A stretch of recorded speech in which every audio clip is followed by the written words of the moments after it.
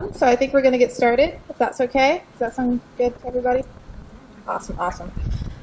So hi everyone, my name is Stephanie, and this forum is hosted by the Party for Socialism and Liberation. And I just want to thank everybody for coming out tonight. We have a fantastic set of speakers ahead of us, but before we get started, I wanted to share a couple of party announcements. So just as a reminder to keep your masks on, just to make sure everybody is as safe as possible so we can continue to have events. Speakers are exempt, is my understanding, while they're speaking. Yeah, and then if you haven't already, sign in. Doesn't seem like there's anyone new. And then there's snacks at the back of the table. Hello again.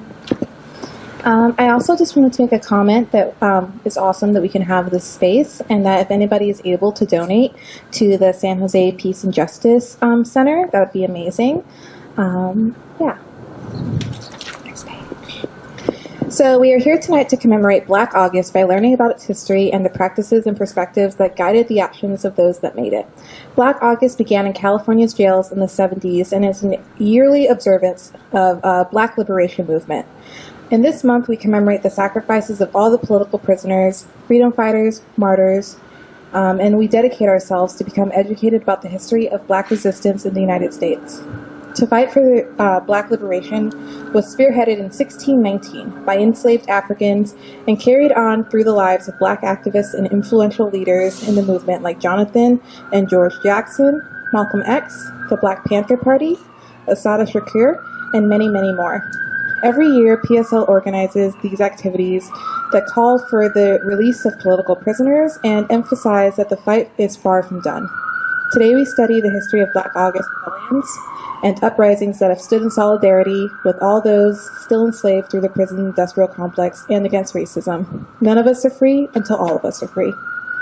For our first speaker tonight, we have Javon, an organizer and member of the PSL, who will be giving us a history of Black August and what we can learn from it today.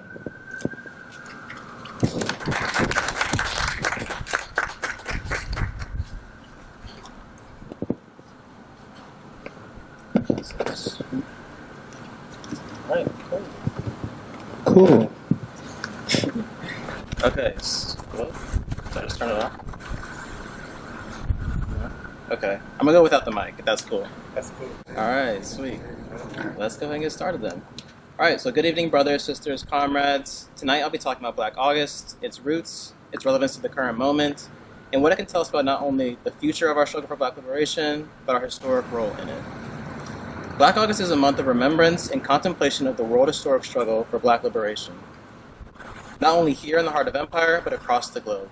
It was first celebrated in August of 1979 in San Quentin prison following close to a decade of intense struggle in the fight against the violent, racist, and anti-poor prison system of the United States. That's not to mention the centuries of Black resistance that have preceded the decade as well. I'm going to put this down. In fact, quite a few events in the Black liberation struggle have occurred in August. To name a few, in August 1619, enslaved Africans first touched foot in what was British North America. In August 1831, Nat Turner led one of the most well-known rebellions of enslaved Africans in U.S. history. And in August 1963, the infamous March on Washington for Jobs and Freedom, where Dr. MLK gave his I Have a Dream speech, occurred.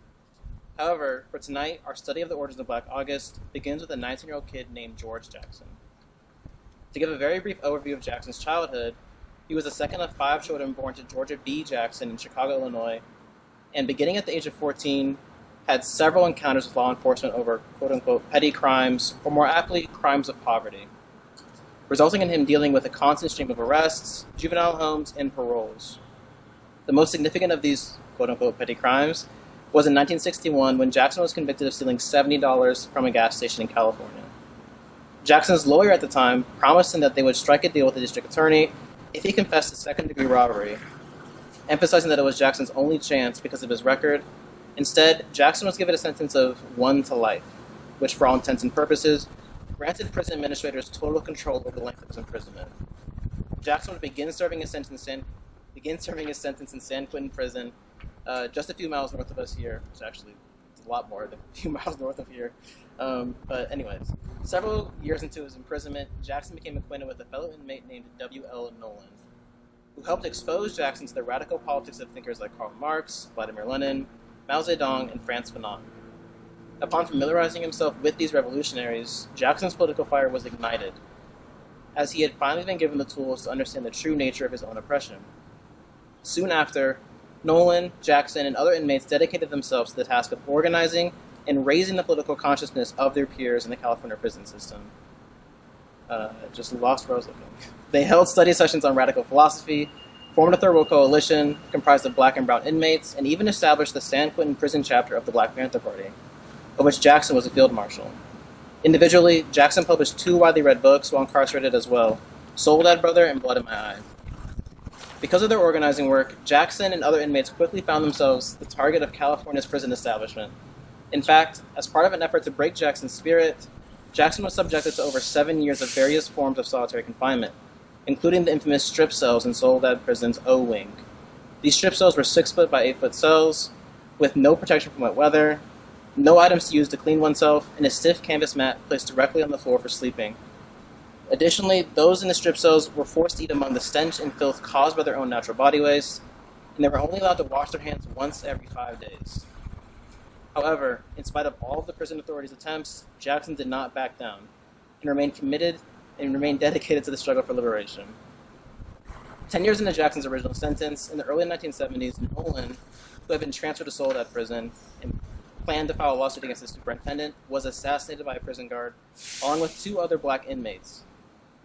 Following a verdict that deemed the killing of Nolan and other black inmates as justifiable homicide, Jackson, who was also in Soledad Prison at the time, and fellow radical inmates Fleta Drumgo and John Clutchette were accused of killing a different prison guard in retaliation. The 3 inmates were put on trial for murder and became known as the Soledad Brothers.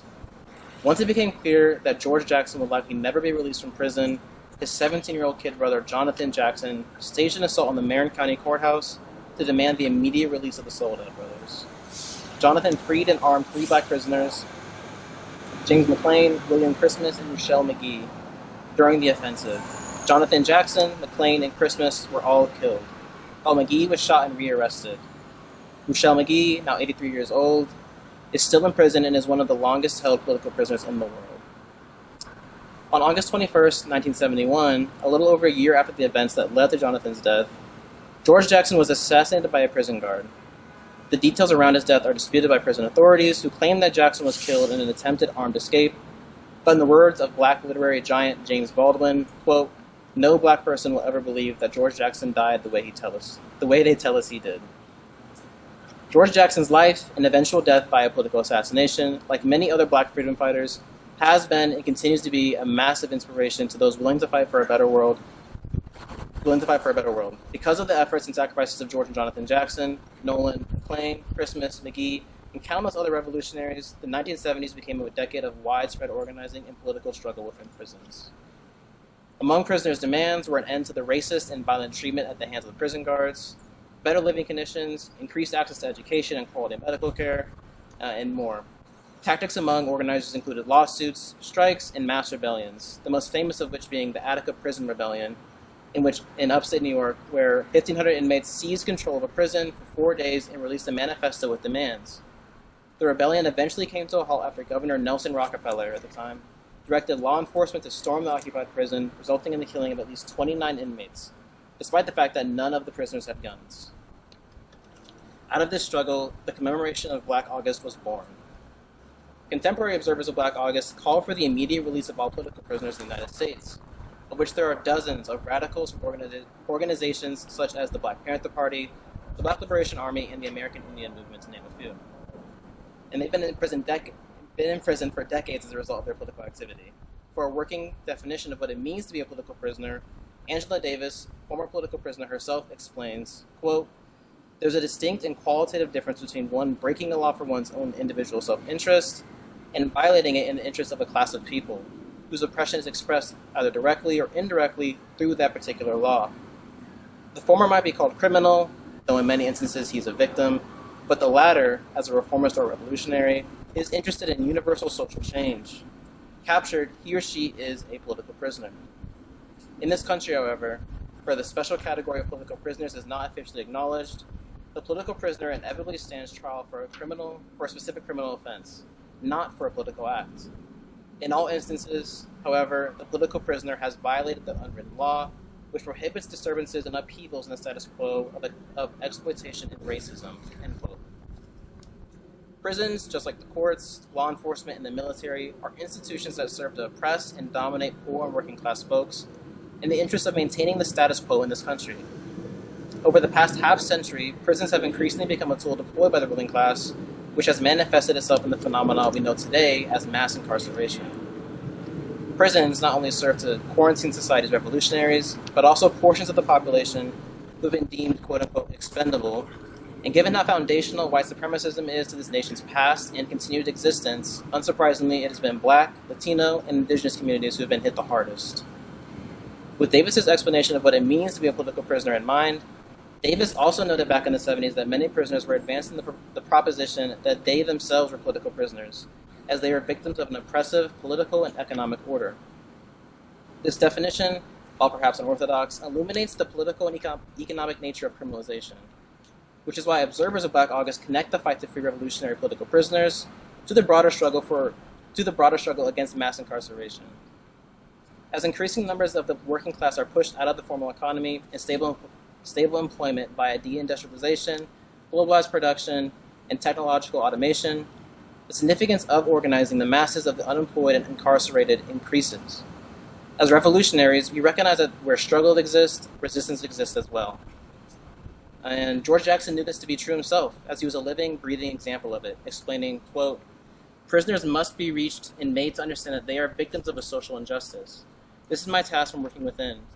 The sheer numbers of the prisoner class and the terms of their existence make them a mighty reservoir of revolutionary potential," end quote. We have seen the struggle producing resistance phenomena bear out ourselves just over the last 2 years alone. The summer of 2020 saw millions take to the streets in response to the recent murders of George Floyd, Breonna Taylor, Daunte Wright, and many others.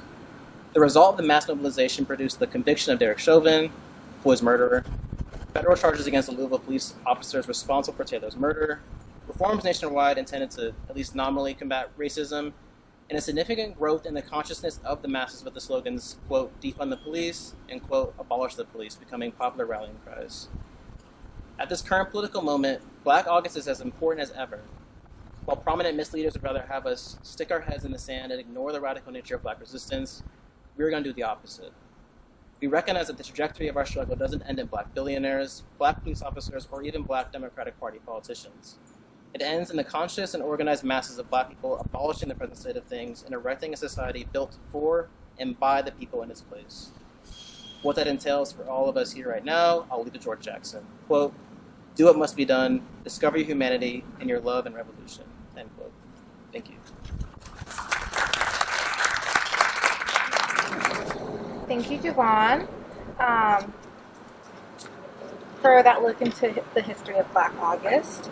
I just wanted to add in a part here about Rochelle McGee. So there's a coalition to free Rochelle McGee that was founded in 2019 to support the freedom of Rochelle C. McGee. Yeah. And the coalition is building support to free him, just like he helped many others win their release. And Rochelle deserves to be free and to spend the remaining years that he has alive out in the world. So if you guys are able to, there are some letterheads available if you're interested in writing.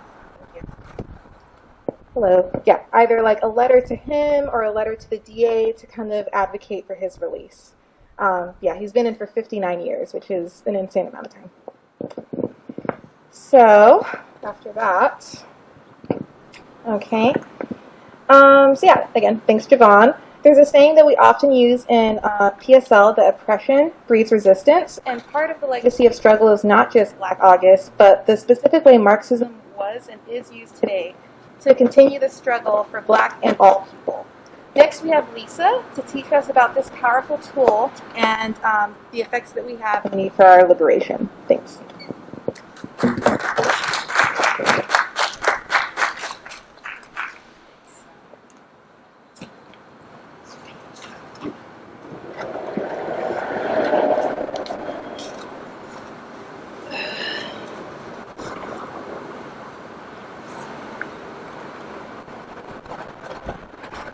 Okay, so we know that Black August is about commemorating our political prisoners, our freedom fighters, who experience the worst political repression and domination within our society.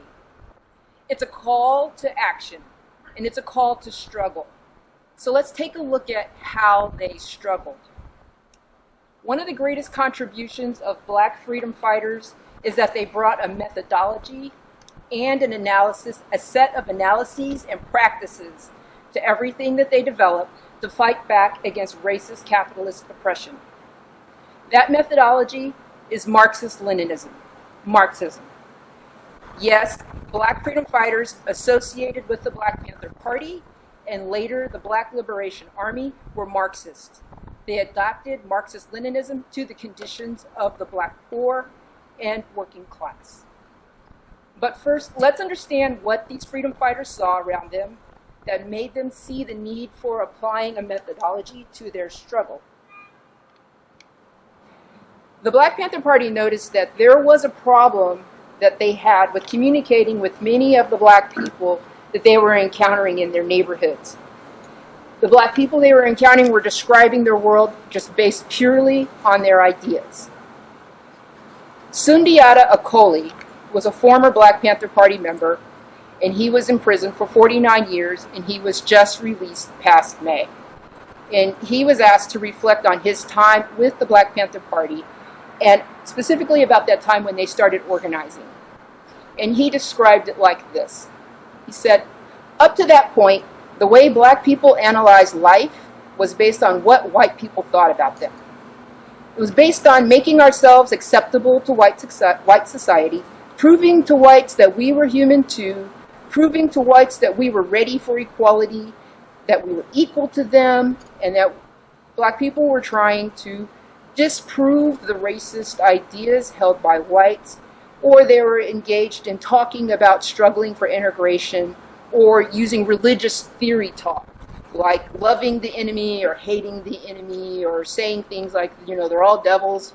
And basically, their racism that they were experiencing, which was real, was basically being expressed through very fuzzy, unclear, subjective ideas based upon just individual personal experiences.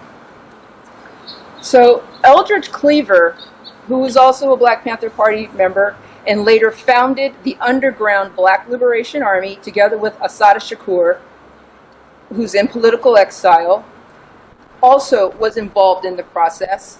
And he talked about how the Black Panther Party members got together and they began to understand that they could not effectively organize amongst Black people when the people's ideas about their experience of the world was unclear and very abstract.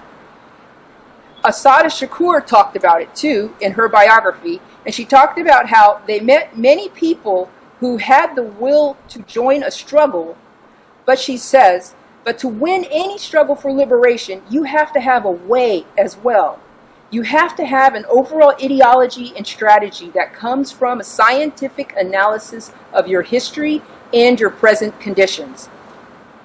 And so it's out of that need and out of those observations that the Black Panther Party members, including many of these freedom fighters, turned to Marxist-Leninism. So what is Marxist-Leninism? I'm taking this from the works that they produced inside the party. I would just say Marxism gives you a method to analyze and understand what's happening to everyday people in capitalist society so that you can take actions in your own interests together with other people who have similar interests. For the Black Panthers, Marxism was their methodology of teaching to the Black masses to understand what's happening to them in terms of both class and race at the same time, both of them working together, always at the same time. And how did they teach Marxism? The Black Panthers taught Marxist-Leninism by doing basic Marxist analysis within their organizing discussions with people. They had direct discussions with folks about their material conditions. They led people through questions around economic and social relations that affect us in our everyday life. So, for example, who does the work in society? We do. We are the working class. The working class does all the work. in society. Who can, oops, just hold on a second, sorry. Who controls producing the value in capitalist society? Well, that would be the ruling class. The ruling class are those who own the factories, the machinery, the capital, the means of production. What value is being produced in society? Well, we, the working class, produce all the goods and services that are needed to keep society going. But the ruling class pays workers less than the full value of what they produce. And how is surplus value created, and how is it shared? The ruling class takes the surplus over what they pay workers to enrich themselves and reinvest in growing their control over the means of production. Oops. So, just a second. So, black freedom fighters then, excuse me, let me just get my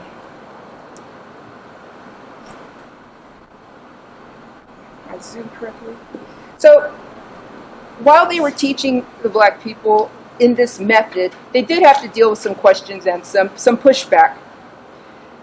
They had to deal with a question from the folks they were working with: why would black people follow the ideas of a European Karl Marx? What was the justification for that? And for the Black Panthers, from what I've read, their justification was that Marxism is not a purely European invention. Stokely Carmichael, who will later change his name to Kwame Ture, has a very, a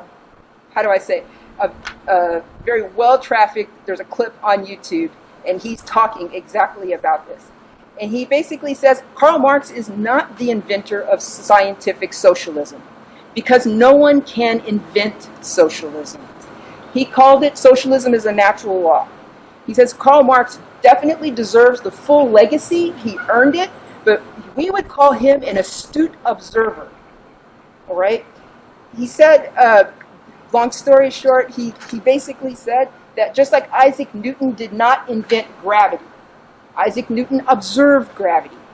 You can scientifically test for gravity. You can observe it. But you can't call Isaac Newton the inventor of gravity. And he saw Karl Marx's observation of economic and social relations in the same vein. The other points that the Black Panthers talked about was that those observations and concepts that Karl Marx wrote about in the European setting were passed down to Europe, were made available to Europeans by non-Western cultures too. Right? For specifically, some information about economy came through Arabs and Islamic culture that was dominant in North Africa and the East. There's a gentleman named Ibn Khaldun. He was an economist historian from 12th century Tunisia. He's known as the father of economics and history. And in his writings, in the 12th century, he was using words like private property and surplus value. Much of European understanding of economics as a science came from Ibn Khaldun.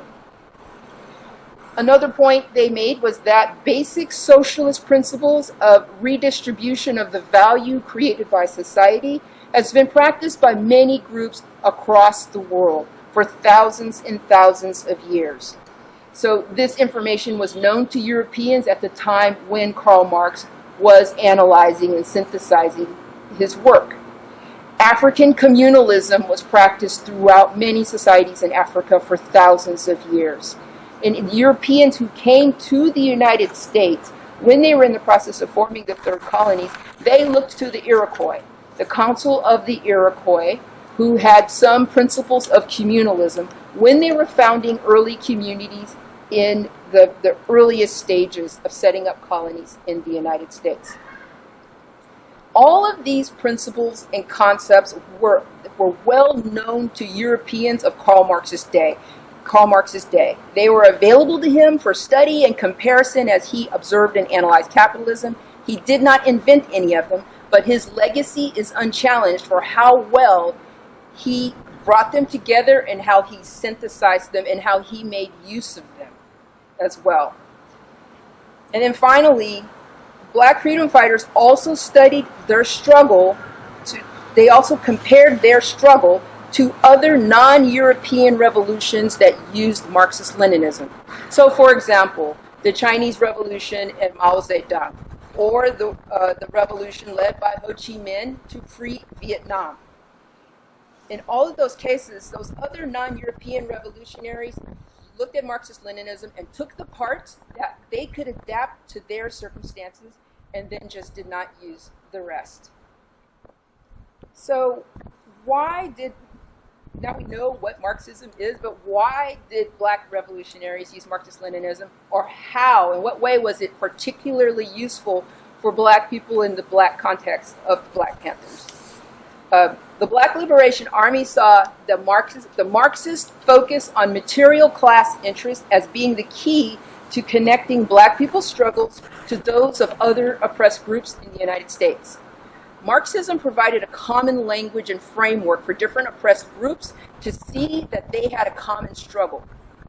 This common struggle meant the Black Panthers could agitate inside and outside the black community amongst other oppressed groups for material issues such as dignified, affordable housing, access to healthy food, free health care and education, as well as well-paying jobs.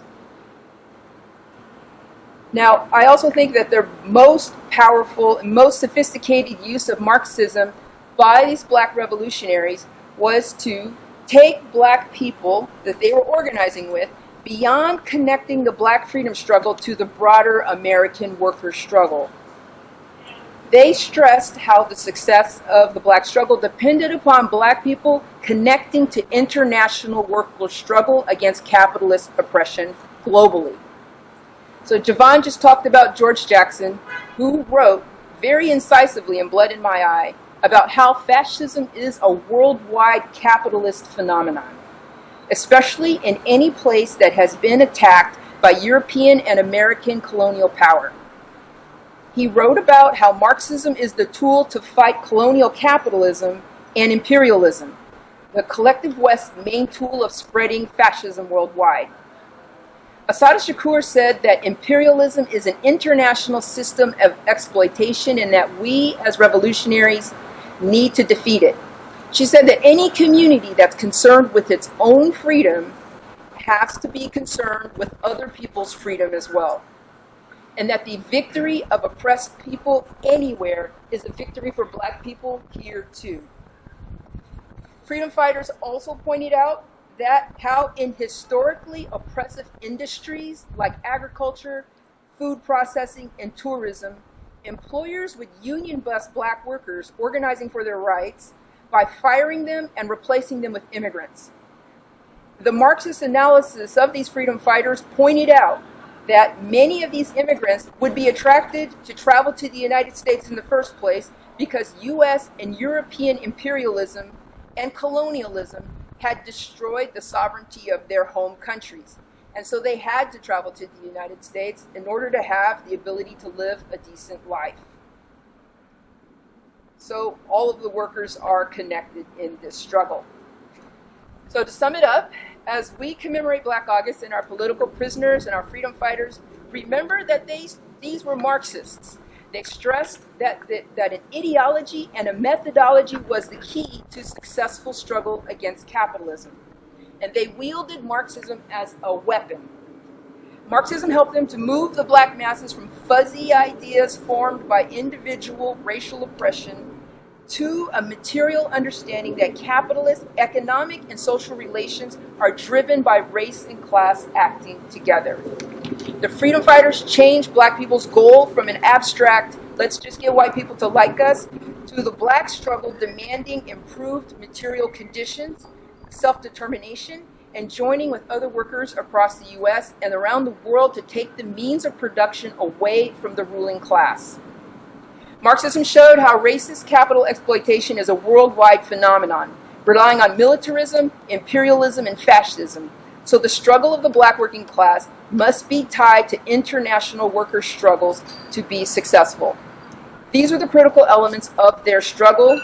The strength of their fight against the capitalist state shows why Marxism remains the foundation for our struggle too. Thank you. But before I wrap up, I just wanted to welcome Iram to make an announcement.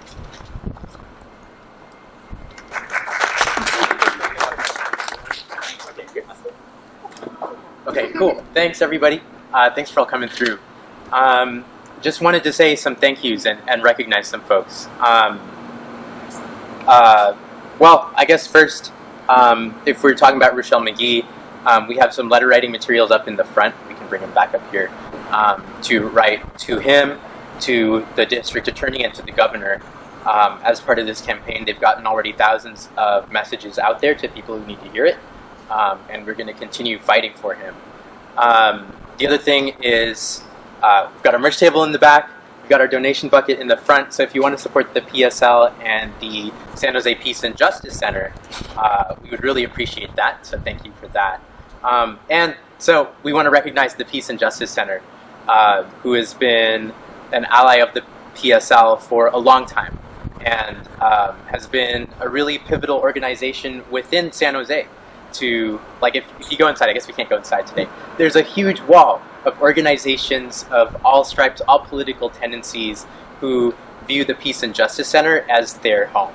And so, you know, thanks so much to Joan for facilitating us and using this beautiful space. Thanks to the Peace and Justice Center. And, you know, we're excited to begin, like, the first of our in-person events back here. I'm sure we're going to do many more. And just to close, we want to make one last recognition of a comrade, a founding member of the PSL, who sat on the coordinating committee for the Peace and Justice Center, who made a great, you know, who really built up our reputation long before any of us here right now were in San Jose.